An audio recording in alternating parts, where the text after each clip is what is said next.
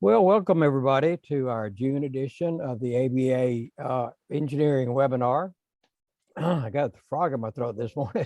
We've been fighting with Zoom. Zoom had a little problem getting everything working this morning, but this is our, as I say, this is our June meeting, and we have these engineering webinars every third Tuesday of every month. So we hope that you can join us for all of them.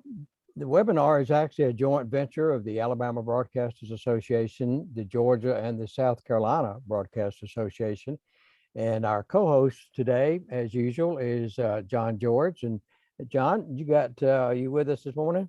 I certainly am, and good morning to everybody. It's good to be back online after I missed our last month. Just a quick reminder, as we always do, the FCC is out and working in force these days. So we do want to remind everybody that to participate in the ABIP inspections that all the states provide as a service to the broadcasters.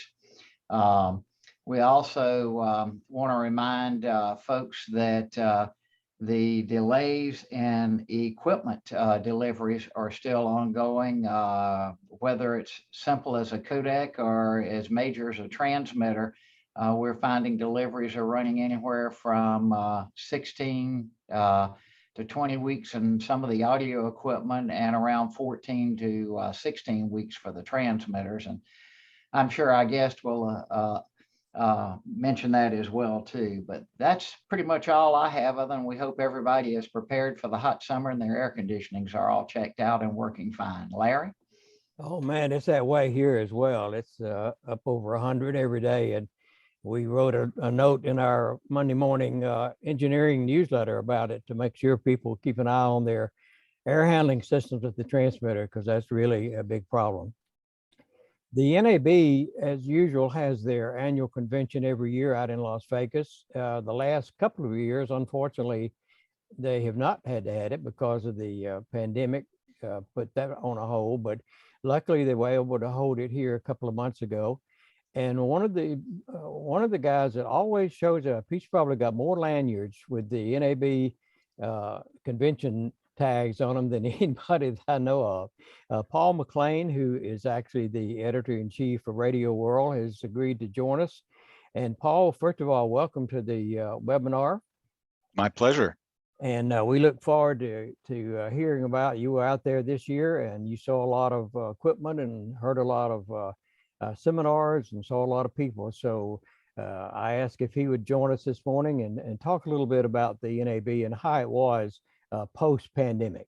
No, Larry, thank you very much. It's a privilege to be asked. And I have been to almost every NAB show since 1986 or so, but I'm just a raw rookie compared to some of the industry. You know, one of the first people I saw out there this year was Richard Burden, and I think he's been going since roughly 1963. So I got a ways to go before I break any records. Well, you know, funny you say that. I think the very first NAB I ever attended was when I was right out of high school, and it was in Washington, D.C. And it was actually in, as I recall, it was in two separate hotels. Mm-hmm. And I was privileged to be up there and went by. I didn't really know what I was looking at, but it was quite interesting. But I've been to a few myself. Yep. I have several colleagues in the industry who remember the Washington shows, and we'll talk about it. So it's a much different experience now. But let me share my screen here and give you a flavor of what what I saw going on there this year. Of course, this was a different convention even than in recent years because of the pandemic, but it's a privilege to be asked. And I just want to give you a quick overview here, and we can talk a little bit too about Radio World and what we do at the shows. But of course, I was curious to know who was going to show up this year. Just a few months ago, I really wasn't sure they'd even have a convention given the recent history and the uncertainty around the pandemic. And I know several engineers who would never have missed an NAB in the past, who this year said that they would not be going either because they weren't ready themselves for live events, or they were too busy, or they frankly didn't like the vaccination protocol. And one of the things we'll be watching for in the future is what the NAB show looks like post-pandemic, if we ever get to a true post-pandemic future. But this was always going to be a transitional show, and it's hard to draw any conclusions. I had said at the outset that if the NAB got even close to half of its annual attendance, that this would be a success. Just being able to have the event in that venue and getting the cycle going would be an accomplishment. And they did surpass that benchmark. They reported attendance of about 52.5, which compares to 91,500 people in 2019. Of course, that would be a catastrophic decline in a normal circumstance, but coming out of a pandemic, I think we all agree it was a success. On the exhibit floor, I heard good things from most of the vendors. They described a nice, good, welcome energy, regular traffic for the first 2.5 or 3 days, and in general, serious equipment shoppers, customers, rather than casual visitors. Not every vendor had that comment, and some people were a little disgruntled about the way that the radio exhibits were not all in one place. But in general, I heard good comments. The international attendance was stronger than I expected. It was down, but they still had about 22% from countries outside the US, which is pretty good compared to 26% in a normal year. And there were still over 900 exhibitors, not the 1,600 they've had in the past, but 900 exhibitors is a lot of booths. This was also the first year that the show started on Show Sunday. So if you go in the future, that'll be the case. A big part of the experience was checking out that new West Hall. The convention was in the Central, North, and New West Halls, nothing in the South Hall. It is a beautiful venue, but it's also far away. At least it feels to me like it takes a long time to hike over to where the show entrance was. And because there was no single concentration of radio booths, you had to plan. So if you go next year, my advice is that you consider booking yourself mentally a day in the West, a day in the North, a day in the Central, rather than trying to zoom back and forth, because you'll spend way too much time hoofing it back and forth. The convention center now stretches, I mean, it's a really long way. The dark gray is the convention center here, and you can see how many blocks of Las Vegas it takes up. And that blue line is the LVCC loop, the underground service that can shuttle you back and forth. That's the Elon Musk project the Boring Company built. Of course, this is sort of a beta for a much bigger underground system that they are planning to build in Las Vegas. But, you know, if you're over in the West Hall and you want to take this to get back to the Central, you actually have to walk away from the direction you want to go. And then you come down the escalator, and then you get in one of these cars, and it goes off into the tunnel that you see in the back there. It was interesting the first time, but it's basically an underground Uber car with the driver in it. Now, when it's automated, maybe that'll be a different experience and it'll be a little cooler. But for me, I decided to end up walking most of the time. The new NAB president and CEO led the ceremonies, Curtis Leggett. He welcomed the industry back.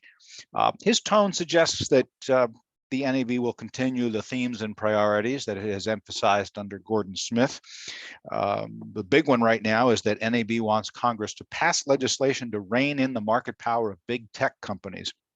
And this is really a big deal for NAB right now. And it puts it at odds not only with the tech companies, the big platforms, but with organizations like the Consumer Technology Association. The NAB also wants regulators to ease up on media ownership laws. They feel that the laws are still too restrictive and out of date.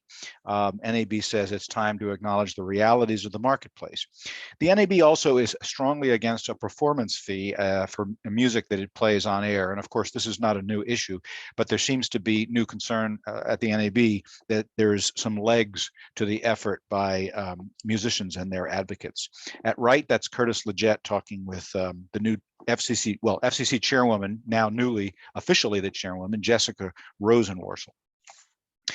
Many of you will know that the FCC has been putting fresh emphasis on EAS and wireless emergency alerts. The commission decided last year that your state emergency communications committees now need to meet at least annually. and they need to submit their EAS plans for FCC approval every year, and that deadline is coming up, in fact, in early July. The FCC is not the only ones working to improve EAS. In Vegas, the National Radio Systems Committee issued a new guideline document that has best practices about how you implement EAS functionality.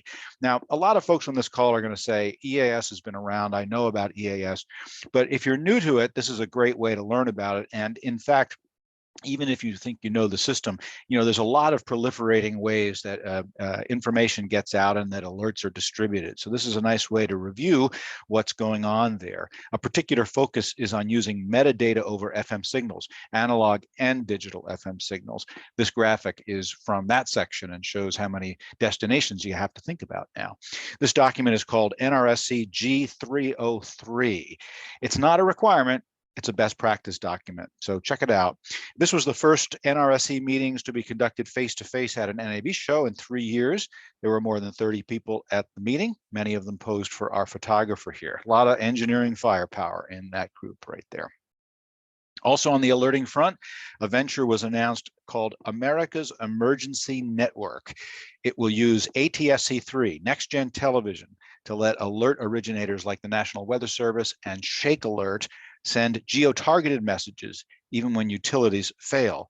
Again, we see broadcast is where people go and turn to in emergencies when utility infrastructure fails. Why do I mention it here?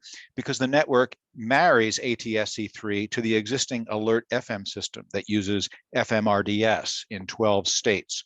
An example of new services that the next gen supporters hope that this format will help.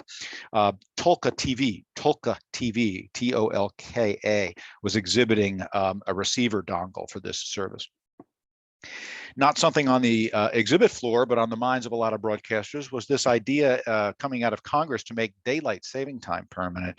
As you probably know, the US Senate passed it unexpectedly.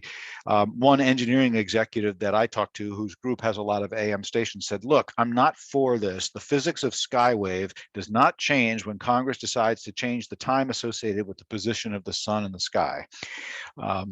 There's been talk, if this were to pass all the way through and become law, of having a standard 7 a.m. sign-on for stations, but that engineer said he doesn't think that this would work. And whether this idea actually comes to fruition is an open question. The NAB store was back. Here's a picture of a t-shirt that they had there. I'm not sure if I was the NAB that I'd be selling those to engineers. I think maybe they usually do a little better with their mugs and whatnot for engineers, but there's always good fun stuff at the show and in the store. All digital AM is a fascinating topic, and the performance of those signals was in the spotlight with a presentation by Mike Raid of Xperi and Dave Colasar of Hubbard. They've given a number of presentations at the NAB shows in the past about the testing of all digital AM at WWFD in Frederick, Maryland. Hard to believe, but that station's been on in all digital AM for 4 years now. So most recently, they outfitted the Xperi test van with a reference antenna, spectrum analyzer, and HD radio test receiver, and then they drove through WWFD's null, and they took measurements on field strength, spectrum analyzer plots, and digital signal constellations. And then they plotted the points on a map, and they overlaid the station's directional pattern on top of it. So what they found was that the MA3 transmission system, the all-digital version of AM HD, is very durable with regards to dealing with non-linearities in the null. But because of non-linearities in the antenna system, you pay a price in robustness of reception. So the main conclusion of their presentation is that it's really important for a station that wants to switch over to all digital AM HD radio to pay attention to the antenna system, particularly if it's a directional station. Null fill and pattern bandwidth are important considerations. This would become important, of course, if more and more stations decide to go that route.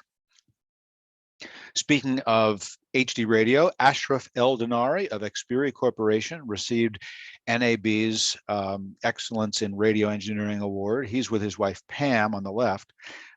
We profiled him in a cover story. This is an unusual career path. He moved over from spacecraft engineering to broadcast technology 24 years ago by getting a 6-month contract to write software. He was working at Johns Hopkins Applied Physics Lab, developing instrumentation for space research. Today, he's the Senior Vice President of Digital Platforms at Xperi, where he has his hands on just about everything that involves HD radio. On the business front, Thomson Broadcast will acquire Gates Air. Now that's a deal involving 2 manufacturers that both have radio and television roots, although not with the same companies that founded them. They announced an agreement for Thomson to acquire Gates Air from the Gores Group. Terms were not public. The transaction is expected to close later this year. That photo is of a conversation in the Gates booth. 10 years ago, you might remember that Gores purchased Harris Broadcast from Harris Corporation for $225 million. That was 10 years ago. And then shortly thereafter, they split it into Imagine Communications and Gates Air. Thomson is headquartered in France. That's the company that way back in 1937 made the first live radio transmission from the Eiffel Tower. Today, it's owned by an entrepreneur out of Madagascar. The bottom line here, I think, is that Thomson is hoping to expand its presence in the US market with this acquisition. Meanwhile, Gates Air was celebrating its 100th anniversary, like a lot of radio stations this year. We recently had a fun photo profile with history pictures. Gates Radio was started in 1922 in Quincy, Illinois, as many people on this call probably know. Henry and Cora B. Gates started it with their son, Parker, who at age 14 was the company's engineering visionary. He would later head up Gates Radio and Supply, which was sold to Harris Intertype in 1957. In this picture, that's Henry Gates at the right. To his left and standing is the first employee hired by Gates Radio, Clinton Norris, and Parker Gates is next to him. This picture was provided by Janet Conover Gates. Everyone's been talking about virtualization and cloud technologies, and that continued at the show. In the past year and a half, we've seen a real surge in discussion and awareness on this. There's been important work being done by the NAB Radio Technology Committee, and a few vendors are taking an active role in educating the industry. For example, with the Container University webinar series that's being held by Telos Alliance. It looks at the use of software containers and their implications for broadcast operations. To that cloud point specifically, Nielsen encoding is being put in the cloud now. EAS is being put in the cloud. Broadcasters are exploring putting audio processing in the cloud. What else can we virtualize? That's a question we're going to continue to see explored. And what does it mean for new facility planning and for radio infrastructure? What's to say we need the same size of studio facilities? And if broadcast businesses really go down this road, what are the implications for localization? Those are questions yet to be answered. But the kind of questions that come up are captured in an interview we did recently with Bob Orban. Here was one of his comments. Quote, moving the audio processing in and out of the cloud without dropouts, glitches, or unacceptable latency is challenging. Broadcasters must make a choice between the reliability and low latency of hardware processors and the potential convenience of not having to own and maintain processing hardware.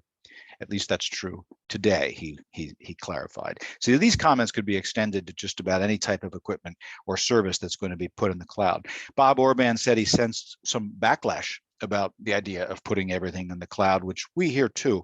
But looking in the long term, it's hard to imagine that the role of the cloud as an essential part of our infrastructure isn't just going to continue to expand. One example was in the Nautel booth. Nautel has a collaboration with Telos in this area, and they were promoting it here actually with several companies showing their software-based air chain. Basically, Nautel is saying that you can use software to provide standby air chain, integrated audio processing, secure transport, and do away with FM HD blending issues. And you can do that whether your air chain starts at a studio or is in an on-premise data center or is in the cloud. Philip Schmid gave a talk about this at the convention. So that moves us over to the arena of new products. And of course, there were many. This is just a handful that caught my eye. Nautel introduced 10 FM analog transmitter models, its VX series line, with power outputs ranging from 150 watts to 5 kilowatts.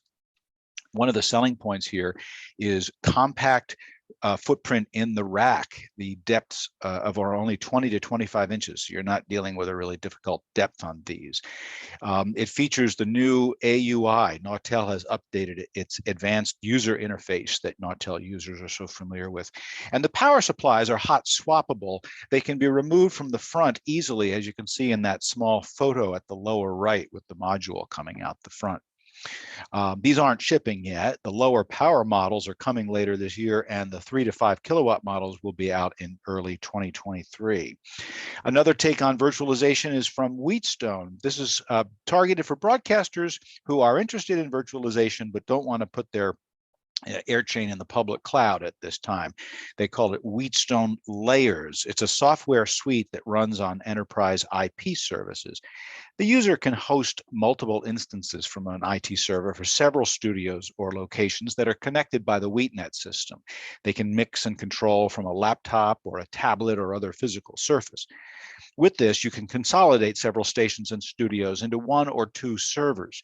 You can add instances for back-end mixing, FM processing, stream provisioning, and managing metadata. And you can do backup WheatNet studios in a redundant server. Of course, this can replace a whole bunch of hardware, processors, mix engines, and streaming appliances.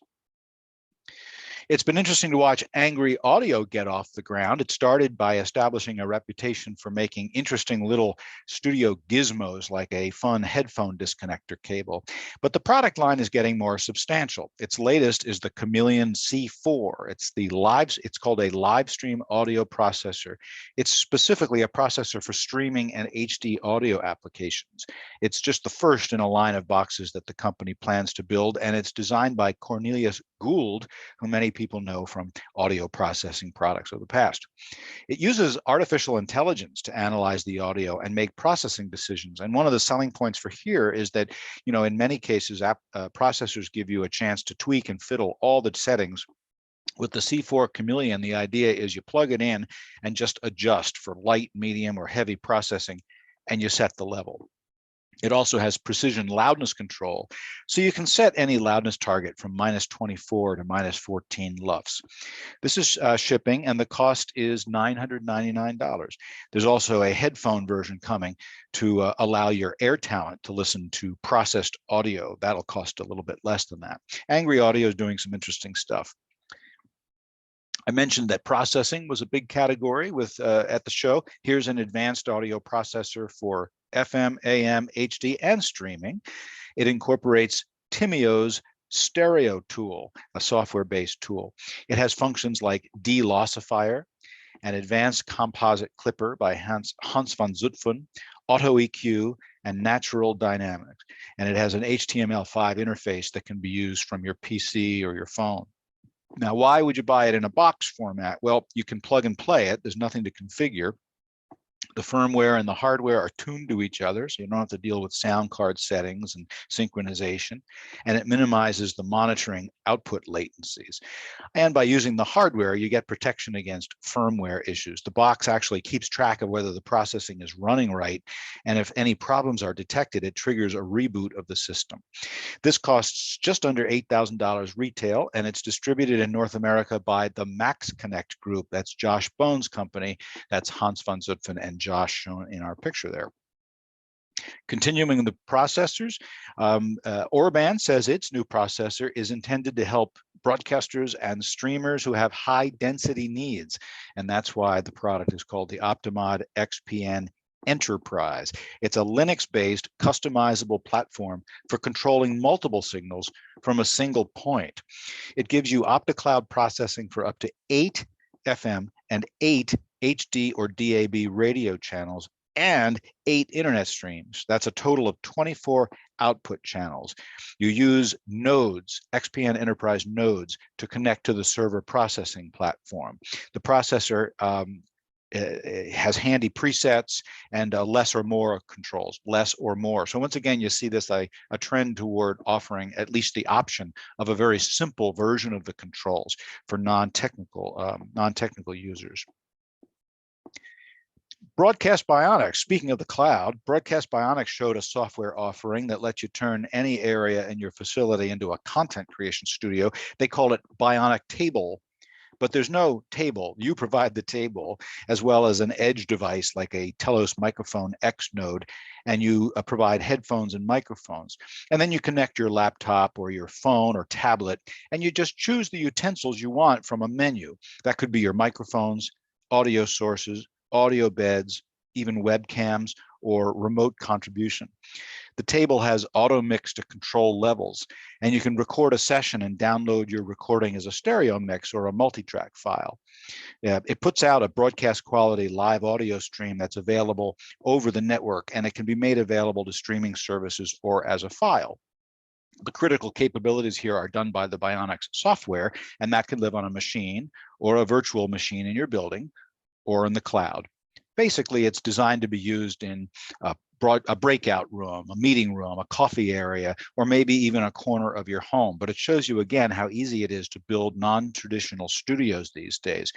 It costs $3,250 per table, but you can also buy it on a subscription pricing basis. And we're seeing more and more of that too. Audio Science showed a new generation of its streaming radio tuner, the ASI 2816. It's a multi-channel tuner in a single rack space. You can see it there at the upper left. And it can be configured with up to 4 modules, each of which has 4 radio tuners. So that's up to 16 radio tuners per box.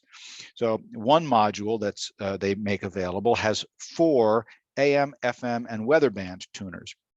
Another version has 4 AM, AM-HD, FM, and FM-HD tuners. So you can configure it to fit your application. The web interface is what we're looking there at the right, and this allows you to configure and monitor the tuners and the stream settings. DJB Software is doing some interesting stuff. Here's a solution for internet radio applications and remote broadcast and podcasting too. DJB Radio Studio. They based this on their popular infinite cartwall software called the Button Box. This is a low-cost item. The pricing was still being finalized when I checked with them, but it'll have an upfront price in the low hundreds of dollars, and then an annual license fee, probably around $100 a year. You can connect 10 audio sources to a PC or a laptop or a tablet to create audio podcasting or long form recordings. There's an on-screen mixer with VUs for each channel, and it lets you mix your local cartwall or your PlayStack audio with external USB microphone or audio interface or analog device. So you can record a podcast, you can pause and resume recording, you can edit the product in the built-in waveform editor. It also has a scheduler, a database editor, and drag and drop functionality. So a lot of nifty capabilities in that one. Inovonics is very excited about their 2 new mod monitors. They're for advanced FM and HD signal monitoring, and these snagged one of Radio World's Best of Show awards, in fact. Ben Barber told me that these last couple of years have seen great strides in their mod monitor development work, and I think that's a trend we've seen with a lot of companies, actually. There's been a lot of R&D work going on in the background in the manufacturing community, even though in the public-facing side of things during the pandemic, it seemed like things were slowing down, but companies definitely took advantage of that to do some R&D work. This is the model 551. It has that big 7-inch touchscreen that displays modulation data graphically, and that data is also available via a remote web interface. Now, this box retails for just under $10,000. I found it for about 10% less online from dealers online. There is a single rack version for remote installations where you don't get that big display, but you get all of the functionality. Now, if you're interested in this product, you can get a nice demo of it. There's a URL there on the screen, but you'll find it if you go to the Inovonics website and just look at the model 551 and 552 pages, so you can get an idea of what it can do for you. They're monitoring a real station for that demo. Moving on up the tower, Dielectric is offering a new line of pylon antennas for FM radio stations, useful for broadband applications where antenna loading is an issue. Pylons are not uncommon in television, in UHF and more recently high band VHF, but Dielectric says that in most cases, these slotted coax antennas have been limited to single channel television because of narrow bandwidth. The company thinks it has solved those limitations for full band FM operations. The advantages include less wind load, a simple design for reliable operation, and flexibility with azimuth and elevation patterns. Each module consists of 4 bays, so then you can build multiple bays, and it can be used in numerous configurations to optimize coverage. John Shadler of Dielectric won a best paper for this product for his paper describing the use of slotted coaxial pylon antennas. We'll be hearing more from Q, the company Q. At the NAB show, they and Xperi announced a strategic partnership to make it easier for radio broadcasters to display content and monetize it. Q's the company that lets you send synchronized on-screen messages that relate to your on-air content, including commercials. You know, in the past, stations would go to Xperi and deploy the technology that's called Rapid, and then they would go to Q for the content management and the reporting of this. But now you go to Q, and they're like a one-stop shop for both of them. Xperi and Q, by the way, point out that 80% of the cars on the road today can display text on the dashboard in one form or another. So more and more, the appearance of your station and its metadata on the dash is critical. The Public Radio Engineering Conference was back. I was not in Las Vegas early enough to attend, but we heard really good things about it. The president, Victoria St. John, told us she would have been happy if 30 people showed up, and they had well over 100. The organization gave its Meritorious Service Award to Rich Parker, Director of Engineering at Coast Alaska in Juneau, Alaska. He's there at upper left. Rich was one of the founding members of the board of the APRE and has been an active part of the public radio engineering community for decades. Some of the conversation at the show focused on the lessons of the pandemic and particularly working from home. I was invited to moderate a panel that explored whether hybrid operations are here to stay. And hybrid here talking about, you know, a combination of work from home and work in the office. And the short answer is yes. It's clear that the pandemic has affected the way many stations operate, and remote hardware and remote focused IT practices have been in the spotlight. The consensus seems to be that broadcasters are using these hybrid workflows in one form or another, and that the technical innovations that came through the pandemic will benefit the industry in the long term. But we see greater emphasis on things like the need for more bandwidth, management policies for remote use of computers, better firewalls, more focus on antivirus management, and control of access policies. On my panel, I had Sarah Foss, the Chief Technology Officer of Odyssey, Lamar Smith, Vice President of Engineering at Beasley Media, and I had Brian Oliger and George Molnar, 2 of the technology leaders at WTOP and Federal News Network in Washington. You know, one example of what we talked about, George Molnar said, it was a simple example, but it points up how these things are changing, is that WTOP is migrating to Microsoft 365. Why? In part to provide in the cloud access and remote collaboration tools. Lamar Smith at Beasley talked about an emphasis on new VPN services and the importance of multi-factor authentication and very strict firewalls. It was an interesting session. John George mentioned supply chain issues, and this continues to be a reality in our business. Chips tend to get the headlines, but chips are in a lot of gear, and components and supplies of every kind have been affected by this. Many vendors told me it's taking months to get to obtain products that it used to take weeks to get. And you know, these kind of delays affect both your availability of your product, but also your price. The vendors are getting slammed by price increases in their components. Some of them even say they feel like they're getting gouged. And you know, in our small, friendly business where relationships matter, the vendors aren't just going to pass along big price increases. They will eat them if they can, has been my experience, and it's very difficult for them to do that. Part shoppers the part shoppers at these manufacturers have become a much more important job lately. You know, being smart about where you get your inventory, how far in advance you order your components, and where you find them for a good price. One person I talked to joked around and said, you know, it used to be that companies tried to order just in time to ship, and now we order just in case. I think this is a picture from Ben Barber, pretty much says it. And on a more personal note, I spoke at the Nautel user group. Nautel was kind enough to allow me a moment to salute 3 special engineers, and I'll mention them to you. The first is Jeff Welton, who's been serving the Nautel community for 30 years. I love that he gives lectures with names like How Not to Blow Stuff Up. That's a lecture I want to listen to. We congratulated Jeff for winning the NAB's Radio Engineering Achievement Award in 2020. We also saluted Jason Ornelas, who's helping to disprove the theory that radio's engineering leaders are all aging out.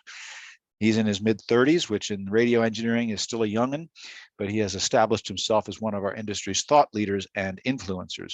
Jason Ornelas of Bonneville received our Radio World Excellence in Engineering Award.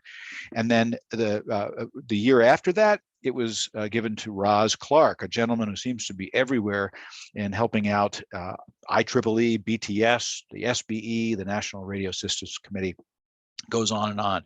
Roz Clark of Cox Media was our recipient for 2021 and 2022. And we honored all 3 of them because the pandemic had kept all 3 of them from being honored in person. Here's a photo of them at the right, and I dug up some fun pictures of them from their youth on the left. And I should mention too that Jason and Roz follow in Larry Wilkins' footsteps. Larry was our honoree in 2017. We're proud to have him as a member of our family of past recipients. Given everything he's done for the industry, for Alabama broadcasters and all of us across the United States, I think Larry was a very fitting honoree, and he's also not afraid to poke a little fun at himself, as you see here. And we appreciate you very much, Larry. Just a word to say that we appreciate you as readers, and if you're not getting Radio World, there's a link to sign up, tinyurl.com/rwmag. You can also find that though on the subscription button on the Radio World website. And also be sure to check out the free ebooks that we publish. We publish one every month. It costs you nothing to read it. You just log in with your email address and you can read these webinars. Ebooks rather, which are a nice complement to our webinars. And I'll be happy to chat a little bit more about what's going on at Radio World, but I've probably talked enough for now. So I really am privileged to be invited to chat with you guys, and I'll say thank you. Yeah, thank you very much, Paul. I was not able to go to the convention this year, but one of the things that I always enjoyed about the convention was to be able to walk around and see some of the booths of things you don't normally look for. Little companies that have things. I remember one year I was walking around, and there was actually a vendor that made little. Not really sure what he called them, but there was a little block of metal that had XLR connectors and had tip ring sleeve connectors. So it was like a vise, but it was heavy, and you could sit it on your workbench or out in the field, and you could plug these units in, and it would help you when you were doing some soldering. So that was something, and I don't know if that was because of the low vendor turnout, if that was something that was available this year or not. I don't remember seeing that in particular, but I do feel like you could tell that the show was, it had a smaller show floor. But that said, I mean, the companies that I wanted to see, most of them were there. There were a couple of notable exceptions. Most of them were there. I would say that the small serendipitous, I hesitate to use the word mom and pop, but there's a good, strong tradition in the radio industry of these problem solvers coming up from smaller companies or even independent people who are working out of their garage. Yeah, there might have been less of that this year. Hopefully they'll come back. But overall, the vibe was good. The other thing that was always interesting to me, I've been involved all my life in mixing audio, especially in the live arena. And there was a lot of vendors like Digico and Yamaha and SSL that would just had their booth set up as well. Were they there this year or? Yeah, no, I think there was a pretty good cross representation. It's just, looking at the numbers, clearly not everybody was there. Hadn't really thought about it in terms of looking for the audio vendors. I will say that it felt a little harder to find the radio company that I was interested in because there was specifically no radio section. They didn't even put a radio section on the floor. In the past, you would have a radio row, so to speak. I think that what's going to happen, my own projection is that next year we'll probably see the radio companies consolidate a little bit on their own initiative. And when I looked at the planning map for next year's show, I got the sense that maybe that would be in the West Hall. We'll see. That can change between now and then. It was definitely a smaller show, but it felt like a successful one. One of the things we did on one of our webinars several months ago, we got with Andrew Shelp. You may be familiar with Andrew. He's a Grammy-winning record producer, worked with a lot of big name, including one that we remember, Michael Jackson. And I heard one of his webinars, and he was talking about how he went through the process of setting up a mix down session, and the things that he was talking about fell right into line with somebody producing a car commercial at a radio station, the techniques that he used. So we invited him to be on one of our webinars, which he agreed to do. He was actually based now, I think, in London, but he joined us by Zoom and talked about that. And I thought it was very good how the pro audio, things they do in pro audio, equates right over to what we do in the radio business in the production. And that was very interesting. So we're trying to marry them together. Mm-hmm. You don't see too much of that topic being discussed in the conferences at the NAB show. And I think that's probably because the conference organizers, I'm projecting my own thoughts here, but I'm guessing that they would say, a lot of that sort of content is often provided at the AES show. And in fact, the AES Fall Convention will return to New York this year. And now the AES is co-located with the Fall NAB show, New York. And so they have one exhibit floor. So there's an opportunity for people that have an interest in broadcast and audio production or sound and music mixing to learn together. A lot of the conference track sessions that I noticed this year, at least, tended to focus on things like codec use, migration of technology to the cloud. There's always more transmission and RF focused stuff than there is on audio fundamentals, which, that's interesting. But these things also tend to go in cycles. So the next year you might see something else. Sure. The one thing that we really focused on during his presentation was the change from analog to digital and understanding how digital audio works. I remember a quote made by Bob Katz, who is a well-noted mastering engineer, said the reason that digital audio at radio stations doesn't sound as good as it should be is that the engineer has not taken the time to look under the hood to see how digital works. Things like sample rate and dither and bit allocation and all. So engineers need to understand that, because and I know Jeff Weldon and Bob Orban talked about it as well, and Frank Fody, about you don't set a digital processor up the way that you used to set up an analog. It's a different animal. So that's sort of a learning curve for engineers as we moved from analog to digital. Let's talk a little bit about Radio World. I know that it started many years ago, I'm sure, but now it's grown into a number of publications. Talk about what your company does and some of the other things that they're involved in. Thanks for asking. Radio World, I think, has an interesting story. And I've been there for 26 years, but it predates me, certainly.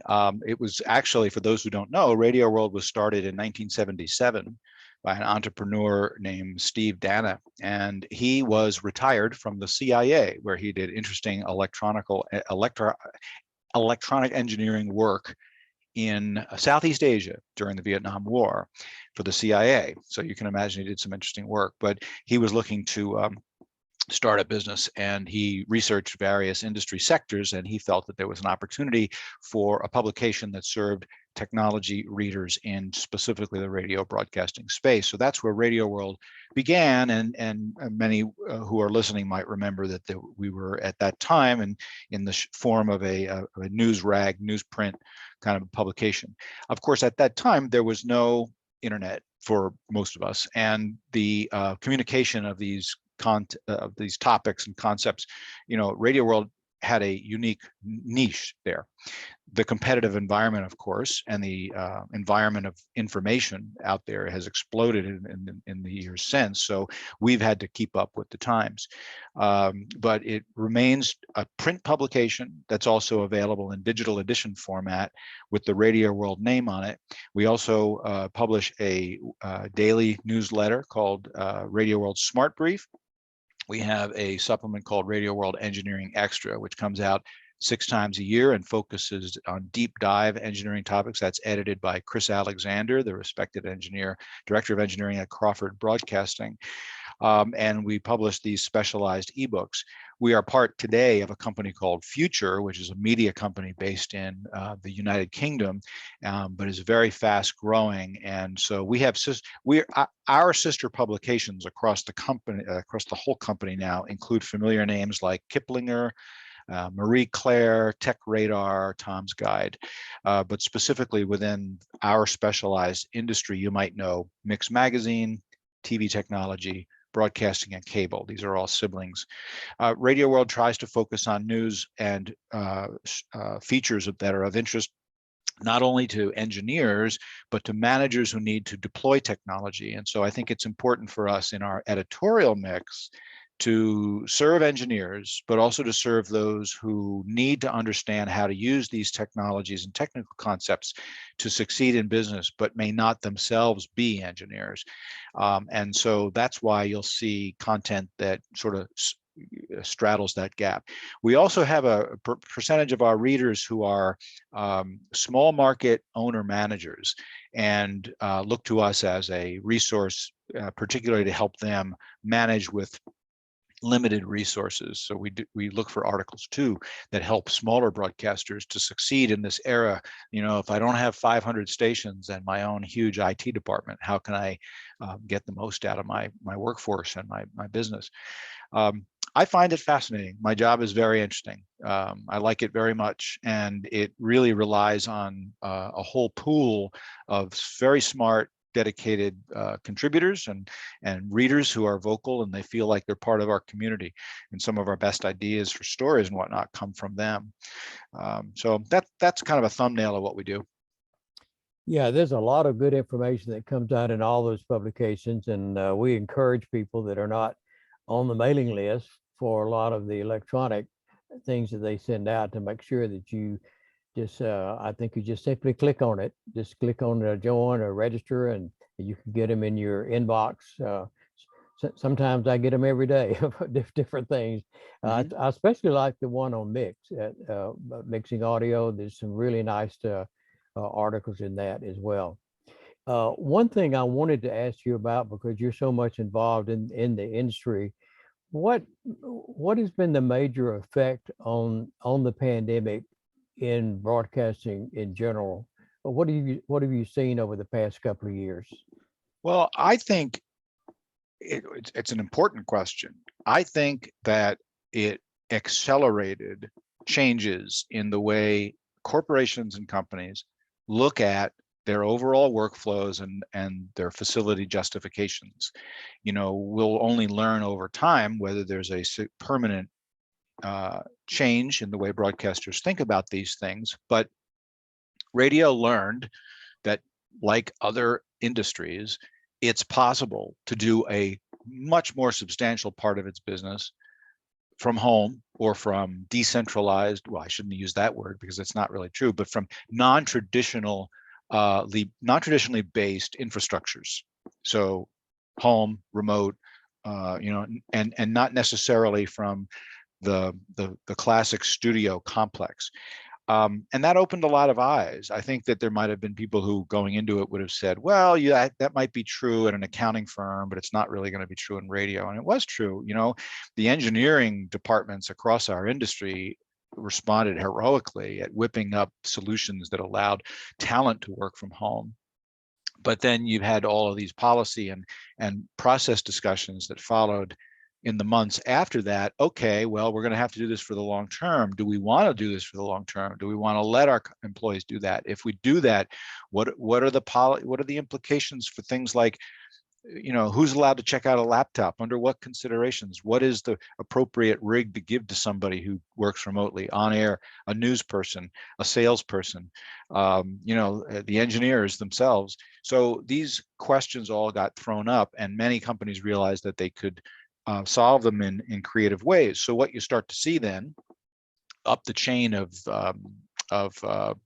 broadcast suppliers and technology suppliers, especially the software companies, but also the hardware companies, is demand from the broadcasters back to their vendors saying, well, we want to get more out of our encodad system, our Tie-Line codec, our gateway, our Comrex codec, pick your brand, you know. And all of these companies tell me that some of them had good capabilities built into their systems already that broadcasters really weren't fully using, and others had to respond to that demand and start to build more with those things in mind.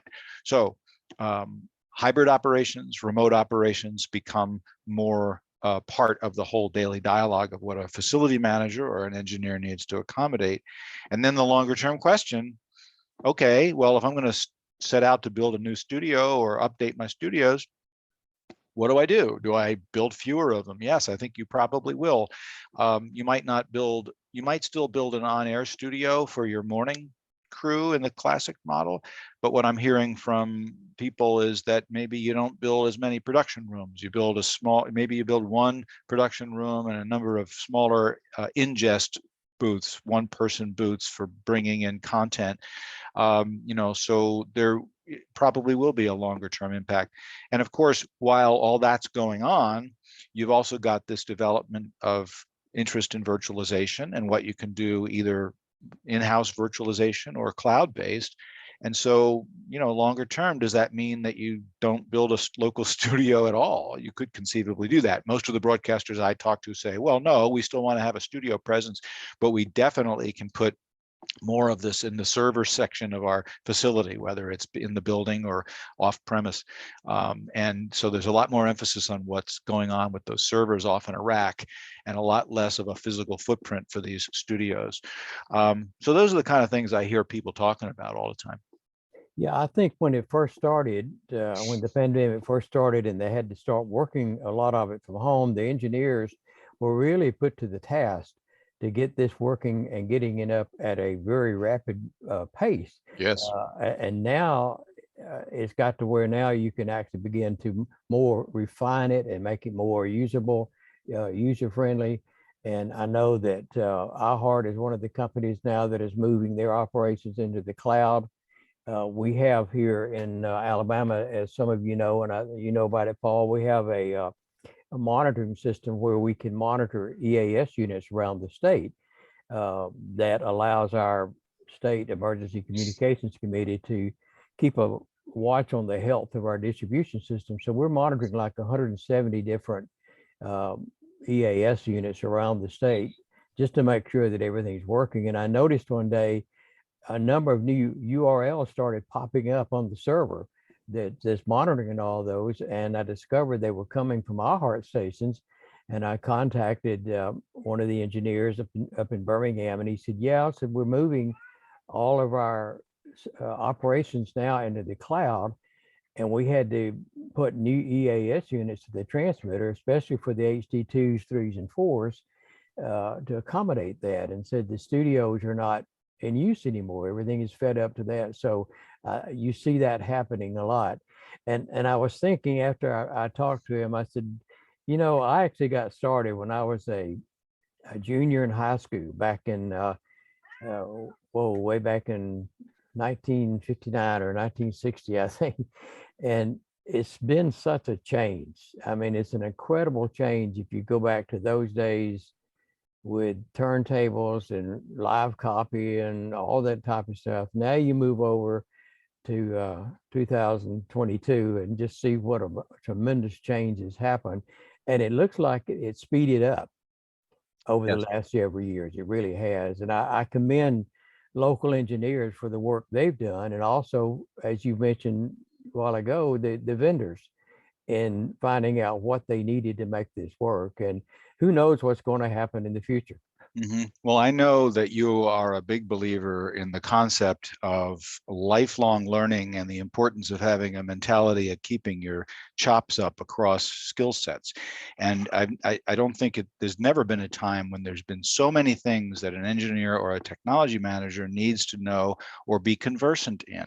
And I sat down and the other day and I was making a list to myself of the things that an engineer might need to know at a radio station. It's like audio fundamentals, RF transmission, content delivery, advanced IT, networking, cybersecurity, machine repair, facilities management, video now, fixing the station vehicle. I mean, we used to joke that the engineer was responsible for everything, including the plumbing in some places, but the need for this broad-based understanding and or ability to learn quickly. And so you never really know what the next emergency across the industry might be, but you got to be ready to be quick and nimble. And like you said, it has only expanded. I remember I've been doing this long enough to remember when radio stations were resisting the idea of putting any critical assets on a Windows PC. It was like, well, no, we're never going to put a computer in our air chain. It's not reliable. So, the idea of having this whole cloud-based infrastructure scares a lot of people. And maybe there's some of those echoes of that, having to understand how it all works and building for redundancy around what you plan. It is a fascinating time, but it moves quickly. It sure does. And that was the reason that some 10 years ago, the Alabama Broadcast Association created their engineering academy, because we saw that there was so much change going on. And also there's a lot of folks like myself that was aging out of the industry, that we needed to get engineers involved in learning. And like you said a while ago, you need to develop a trait of being a lifelong learner, because there's so much to keep up with. And I think the engineer that doesn't keep up for whatever reason will be way behind in just a matter of months. Now things are changing so fast. And when we have our academy, we actually have a radio class coming up in September and a TV class coming up in October. But we have had a lot of people come in that's interested in learning about the technical side of broadcasting. And one of the things that we do that some people say, well, why do you start with that? Our first day, it's a 5-day course. And our first day, we talk about basic electronics. And my theory in teaching is, if you don't understand the basics, then a lot of this stuff that we're doing now will sort of have a gray area. It'll go right over your head. I remember years ago that I was working with the Auburn radio network doing all their football and basketball games, and the basketball coach was asking in a post-game interview about when he got new recruits came into the program, what was the things that he tried to teach the new recruits? Was it dribbling or passing or shooting or whatever? He said, no, the first thing I teach my new recruits is how to put your socks on. And he said, if you don't put your socks on correctly, they might end up bunched up. And then if you run around or walk around, you could very easily make a blister. And a basketball player with a blister on his foot is not going to be very effective. So we spend some time the first day of the week talking about basic electronics, Ohm's law, and understanding how that works. And I think that when you get into the higher stuff, like analog and digital audio and RF, then you can fall back on this basic and say, oh, I see why we do it this way now. So that's what we try to instill in them right at the beginning. I commend you for that program. I think one of the things I've had my eyes opened about in this past few years has been, if a person is interested and has the desire the amount of information and educational resources available now is it's phenomenal what's out there. And just look at the SBE and its series of webinars. So if you want to learn, there's plenty of good places to start. Whereas perhaps 30 years ago, you would have been more reliant upon having, a mentor, or you would have gone to a broadcast school, perhaps, or a technical school to learn some of these basics. But then maybe not. You wouldn't necessarily have it put in a broadcast context. And there's so much more good information out there, but you have to have the desire, and you have to be willing to invest the time. And it's not a small amount. It is a time investment, but I think it's a mindset, like you said. Sure, sure. Well, Paul, we sure appreciate your time today and being with us and sharing this stuff from this year's NAB. There was a lot to see and a lot to learn always when you go to Las Vegas. And if you just stay out of the casinos and go to the convention, you'll be much better off. I agree. It's a privilege to be asked, Larry, and thanks for all you do for the industry. Oh, sure. I appreciate having you with us and your kind words too as well. John, I wanted to turn it back over to you just momentarily. You wanted to, I need you to talk about next month's webinar series. Yes, next month we'll have John King. John works with the consulting engineering firm Cavell Mertz and Associates. John has worked in the past with National Public Radio in their engineering arena and research, and of course now does a lot of work with the NAB. I think most of you that have kept up with Radio World and some of the other magazines have seen articles about John. He will be discussing AM Skywave and a proposal that could cut down on skywave issues and improve AM signals at nighttime. It's quite a fascinating proposition, and the extent of research that they've gone in is quite involved as well. So I'm sure all of you, and if you have any friends out there involved in AM broadcasting, they will certainly want to be with us next month. Yeah, I think that'll be a very, very well, most informative presentation that we'll have. So we thank everybody for being with us today, and that meeting will be on July 19th. So put that on your calendar, and we look forward to seeing everybody at that time. So thank everybody for watching, and we will actually have this edited and put up on our YouTube site sometime later this afternoon if you would like to watch it again or share it with other people that were not able to watch it. So goodbye and see you next month.